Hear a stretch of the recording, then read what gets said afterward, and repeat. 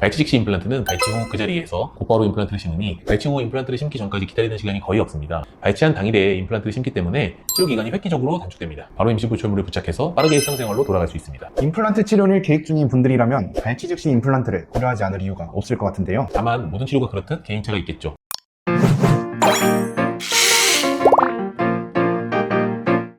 안녕하세요 원장님. 임플란트는 치아를 뽑고 한참 기다려야 심을 수 있는 걸로 알고 있었는데 발치 후에 바로 임플란트를 심을 수 있다는 게 사실인가요? 안녕하세요. 든든닥터 이원장입니다. 네, 가능합니다. 발치 직시 임플란트라고 하는데요. 말 그대로 치아를 발치한 후 같은 자리에 바로 임플란트를 심는 방법입니다. 기존의 임플란트는 발치 후 몇 달간 기다렸다가 진행해야 했지만 발치 직시 임플란트는 시간을 크게 단축할 수 있는 좋은 치료 방법입니다. 임플란트는 보통 1년 정도 걸리는 것으로 알고 있는데 몇 달 줄일 수 있다면 치료 기간에 대한 부담이 확실히 덜하겠네요. 네. 기존 방식대로라면 치아 발치 후 잇몸과 뼈가 회복하는데 약 3에서 6개월을 기다렸던 건데요. 발치 직시 임플란트는 발치 후 그 자리에서 곧바로 임플란트를 심으니 발치 후 임플란트를 심기 전까지 기다리는 시간이 거의 없습니다. 치료 시간을 단축할 수 있는 건 정말 좋긴 한데 치아를 뽑은 직후에 바로 임플란트를 심으면 부작용은 없을까요? 많이들 걱정하시는 부분인데요. 과거에는 발치 부위가 회복하기를 기다려야 안정적으로 임플란트를 심을 수 있다고 생각했어요. 그래서 수술도 여러 번 하고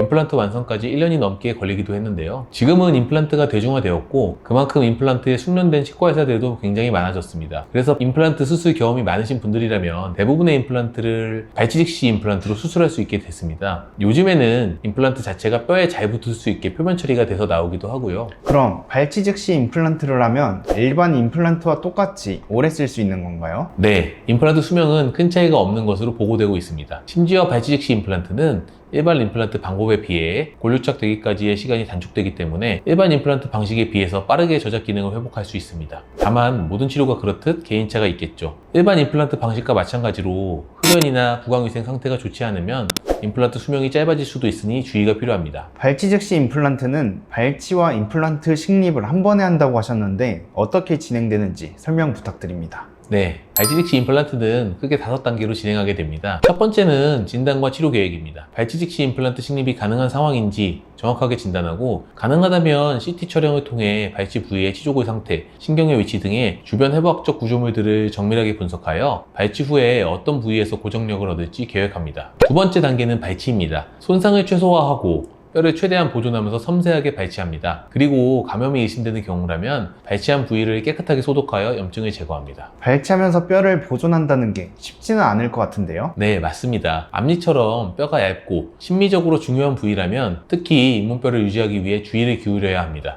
뼈를 삭제해서 쉽게 발치할 수도 있겠지만 손상을 최소화하기 위해 치아를 여러 조각 내서 섬세하게 발치하는 것이 중요합니다. 치조골 손상을 줄이기 위해 치아 인대와 치아 사이를 파고 들어갈 수 있는 발치 전용 기구를 사용할 수도 있고요. 정말 섬세한 과정이네요. 발치하면서 뼈 상태도 바로 확인하나요? 네, 수술 전에도 CT로 뼈 상태를 확인하긴 하지만 치조골의 상태를 눈으로 직접 확인하여 임플란트 식립 가능 여부를 다시 한번 판단합니다. 임플란트 식립이 가능하다면 세 번째 단계로 임플란트를 식립하게 됩니다. 발치한 부위에 임플란트를 심을 때 남아있는 뼈에서 안정적인 초기 고정력을 확보하는 것이 핵심입니다. 임플란트가 뼈에 충분히 고정되지 않으면 임플란트의 골유착을 방해할 수 있기 때문에 각도와 깊이를 정밀하게 조정하여 초기 고정력을 확보합니다. 초기 고정력이라는 게 중요한 것 같은데 어떤 개념인지 설명 부탁드립니다.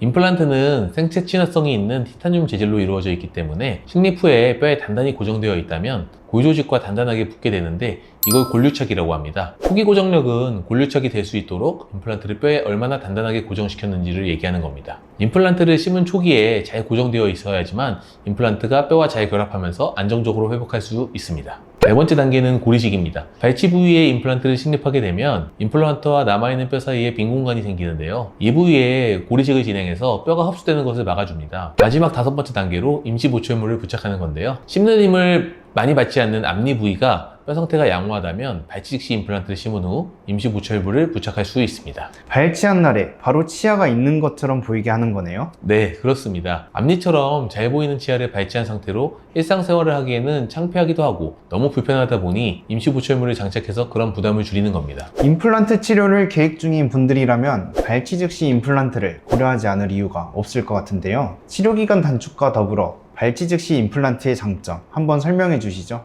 첫 번째로 앞서 말씀드린 치료기간 단축이 있겠죠. 발치 후 뼈와 잇몸이 회복되기를 몇 달간 기다려야 하는 기존 임플란트와 달리 발치한 당일에 임플란트를 심기 때문에 치료기간이 획기적으로 단축됩니다. 치료 기간이 짧아진다는 건 환자 입장에서 정말 큰 장점이긴 합니다. 특히 시간이 부족한 직장인이나 바쁜 분들께 정말 좋겠네요. 맞습니다. 실제로 치과 가기도 번거롭고 오래 걸릴 것 같다는 이유로 치과 치료를 미루시는 분들이 많으신데요. 발치 즉시 임플란트는 그런 부담을 어느 정도 덜 수 있게요. 실제로 제 환자분들 중에 해외 출장 때문에 치료받을 시간이 부족해서 단기간에 발치 즉시 임플란트로 치료를 끝내신 분도 계세요. 두 번째 장점은 뼈 흡수 방지입니다. 발치를 한 후 아무런 조치를 하지 않고 내버려두면 치조골이 흡수되어 점점 얇아지고 뼈와 잇몸 형태가 무너집니다. 그래서 발치 후에 바로 임플란트 심으면서 빈 공간에 뼈 이식을 같이 해주면 뼈와 잇몸 형태를 유지할 수 있는데 도움이 되겠죠. 그럼 뼈가 약한 분들에게도 큰 도움이 되겠네요. 그렇죠. 특히 뼈 흡수가 빠른 앞니 부위는 발치 즉시 임플란트를 권하는 경우가 많습니다. 잇몸 라인과 치조골을 유지해야 임플란트를 안정적으로 심렵할 수 있고 환자분도 더 자연스러운 결과를 얻을 수 있습니다. 그래서 세 번째 장점이 바로 신미성입니다. 앞니처럼 눈에 잘 띄는 부위는 발치한 상태로 지내기가 어렵잖아요. 뼈 상태만 양호하다면 발치 즉시 임플란트를 식립하고 바로 임시 보철물을 부착해서 빠르게 일상생활로 돌아갈 수 있습니다. 앞니 치료 받을 때는 말할 때도 신경 쓰이고 웃는 것도 있는데 치료 기간 동안 그런 걱정을 할 필요가 없다는 게 정말 큰 장점이네요. 맞아요. 앞니를 발치한 날에도 웃을 수 있다는 건 환자분들께 정말 큰 자신감을 드립니다. 환자분들 중에 앞니 치료를 해야 하는데 중요한 모임을 앞두고 있어서 걱정하시는 분들이 많더라고요. 이런 경우에 발치 즉시 임플란트를 통해 바로 임시치아를 끼워드리면 환자분들께서 부담을 더실 수 있어요. 네 번째 장점은 치료 과정에서의 불편함 감소입니다. 임플란트 하실 때 발치 후 기다리는 동안 식사가 어렵다 보니 임플란트가 완성할 때까지 굉장히 불편해 하십니다. 발치 즉시 임플란트 방식으로 수술하게 되면 불편한 시간을 줄일 수 있고 발치와 식립이 동시에 이루어지기 때문에 추가적인 수술 없이 한 번에 임플란트를 끝낼 수 있다는 점도 장점입니다. 환자분들께서 많이 찾으시는 데는 이유가 있는 것 같습니다. 그렇다면 단점은 없을까요? 물론 단점도 있습니다. 먼저 적응증에 제한이 있습니다. 발치 즉시 임플란트는 임플란트를 고정할 수 있는 최소한의 뼈가 있는 경우에만 가능합니다. 잇몸뼈가 건강한 환자가 외상이나 충치로 인해 발치가 필요한 경우라면 임플란트를 고정시켜줄 잇몸뼈가 충분히 남아있기 때문에 발치 즉시 식립이 쉽게 가능할 수 있습니다. 하지만 치주염이 매우 심하거나 감염이 심한 경우에는 발치 즉시 임플란트 식립이 어렵습니다. 그럼 뼈가 부족하거나 치주염이 심한 환자분들은 발치 즉시 임플란트 수술을 못하는 건가요? 아니요. 절대 못한다기보다는 난이도가 올라간다고 할 수 있을 것 같습니다. 앞에서 말씀드린 대로 임플란트가 잘 굳으려면 초기 고정이 아주 중요한데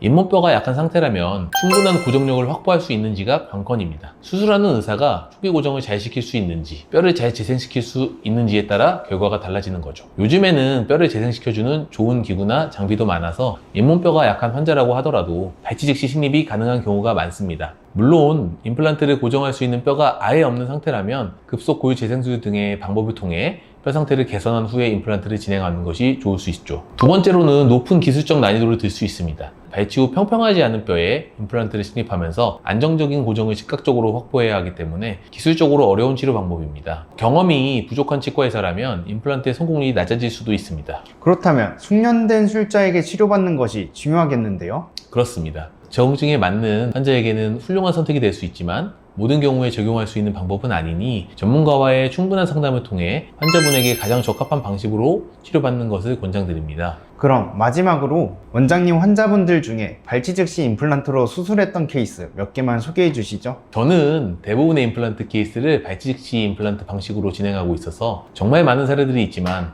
가장 기억에 남는 것은 바로 저희 부모님들인데요. 아버지께서는 아들이 치과를 개원하면 치료받으시겠다고 미루시다가 10개 정도의 치아를 발치하고 임플란트가 필요한 상황이 되셨는데요. 치과 공포증도 심하시고 차로 4시간이 넘게 걸리는 곳에 사시기 때문에 치과에 여러 번 방문하기가 어려운 상황이셨어요. 그래서 10개 정도의 치아를 발치 즉시 임플란트 방식으로 수술하기로 결정했습니다. 잇몸염증은 꽤 심한 상태셨지만 다행히 초기 고정을 얻을 수 있는 뼈가 남아있어서 수술 한 번에 발치와 임플란트 식립을 마칠 수 있었습니다. 지금은 오징어같이 질긴 음식까지 잘 드시고 계십니다. 저희 어머니 또한 오른쪽 아래 어금니가 안 좋아서 발치와 임플란트를 해야 하는 상황이셨습니다. 치과 공포증이 너무 심하셔서 수면 마취를 하고 발치 즉시 임플란트 식립을 해드렸는데 치료 과정이 기억 하나도 안 나고 수술이 한 번에 끝나서 너무 좋았다고 만족스러워 하시고 계십니다. 네, 오늘은 발치 즉시 임플란트에 관한 이야기를 나눠봤는데요. 마지막으로 발치 즉시 임플란트를 고민하시는 분들께 해드릴 조언이 있으시다면 어떤 게 있을까요?